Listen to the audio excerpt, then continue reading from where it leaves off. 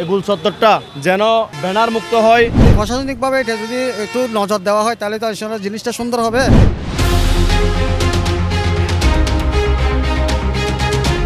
হাটহাজারীর bus stand মোড় সংলগ্ন গুল চত্বরটি লাখ টাকা ব্যয়ে নির্মিত হলেও সারা বছর রাজনৈতিক পোস্টার ও বাণিজ্যিক ফেস্টুন দিয়ে ঢেকে রাখা হয়।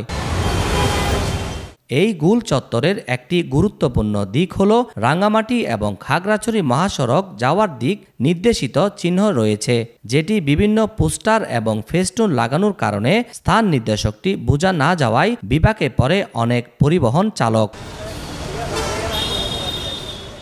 রাঙ্গামাটি এবং খাগড়াছড়ি হাটহাজারী সংযোগ সড়কে অবস্থিত হলেও হাটহাজারীর মোড়ে প্রচণ্ড যানজট এবং গুল চত্বরের অনিয়ন্ত্রিত পোস্টার সাটানোর কারণে বিভিন্ন রকম সমস্যার সৃষ্টি হয়, যাতে ক্ষুব্ধ সাধারণ পথচারী।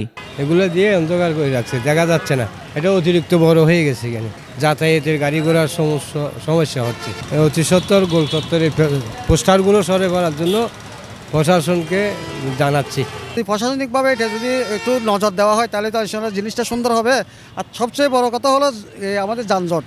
হ্যাঁ, ওখান থেকে আসতে যে হাটহাজারীতে আসলে মনে করেন এখন একটা সময় নিয়ে আসতে হয়েছে, যেখানে আমরা 5 মিনিটে যাব, আরও আধা ঘন্টা বেশি নিয়ে আসতে হচ্ছে হাটহাজারী থেকে ওই সময়টা ওই হাটহাজারী ইয়েটা পার হওয়ার জন্য।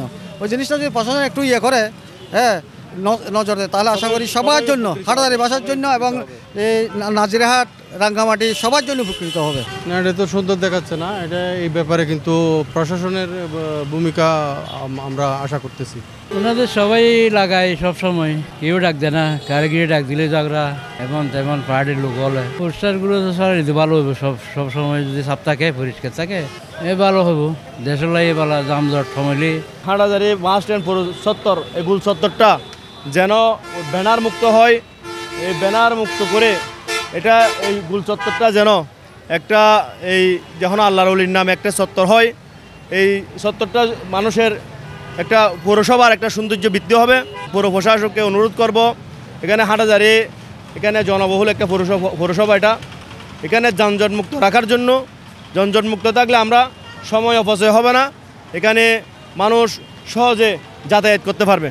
লাখ টাকা ব্যয়ে নির্মিত নান্দনিক গুল চত্বরটি কখন পোস্টার ও ফেস্টুন সরিয়ে তার আসল সৌন্দর্য ফিরিয়ে আনা হবে, সেই বিষয়ে আমরা জানতে মুঠোফোনে যোগাযোগ করি হাটহাজারী উপজেলা নির্বাহী অফিসার ABM মশিউজ্জামানের সাথে। এটা আমরা মাঝে মাঝে পরিষ্কার করা হয়, পরিষ্কার করা হয়, আবারও বোধহয় লাগিয়েছে ইলেকশন উপলক্ষে, ঠিক আছে, আবার পরিষ্কার করা হবে, সমস্যা নাই। এটা আমি যেটা বলছি সেটা যথাযথ ঠিকই আছে। আমরা পরিষ্কার করি আবার লাগিয়ে ফেলে। আমি আমাদের যে দায়িত্বরত ম্যাজিস্ট্রেট তাকে বলেছি যে আর পৌরসভাকে বলে দিচ্ছি। হাটহাজারীর যানজট নিরসন এবং গুল চত্বরের আসল সৌন্দর্য ফিরিয়ে আনতে কী ধরনের পদক্ষেপ নিয়েছে মুঠোফোনে জানালেন পৌর প্রশাসক মঞ্জুর আলম চৌধুরী মঞ্জু। এটা আসলে একটা গুরুত্বপূর্ণ রোডের একটা সিম্বল। এটা দিয়ে ওই রাজনৈতিক দলের নেতারা এবং বিভিন্ন সামাজিক সংগঠনে ওরা এখানে এটাকে পুঁজি করে বিভিন্ন ভাবে পোস্টার লাগাই। পৌরসভা থেকে সেটা সরিয়ে ফেলে কিছু কিছু জায়গায় সরাতে গেলে একটা বিব্রত বোধ করা হয়, কিন্তু ইলেকশন চলতেছে, মনে করবে যে ইলেকশনের পোস্টার ছিঁড়ে হচ্ছে। এসব কারণে এগুলাকে কয়েকদিন রেখে আমরা খুলে ফেলে আবার লাগানোটা ঠিক না। যানজট তো অনেক কমেছে, এখানে অবৈধ সিএনজিটা কারণ এগুলো হচ্ছে। সিএনজির গাড়ির কোনো ড্রাইভিং লাইসেন্স নেই, তারপর এটা তো ড্রাইভিং চেক করার দায়িত্ব হলো ট্রাফিকের। তারপর আমরা নিজেদের লোক দিয়ে অনেকটা এখন একটু কন্ট্রোল করেছি, আরো কন্ট্রোল করতে চেষ্টা করবো। চট্টগ্রাম থেকে খাগড়াছড়ি এবং রাঙ্গামাটির মহাসড়কের মেইন পয়েন্ট হচ্ছে চট্টগ্রামের হাটহাজারীর বাস স্ট্যান্ড।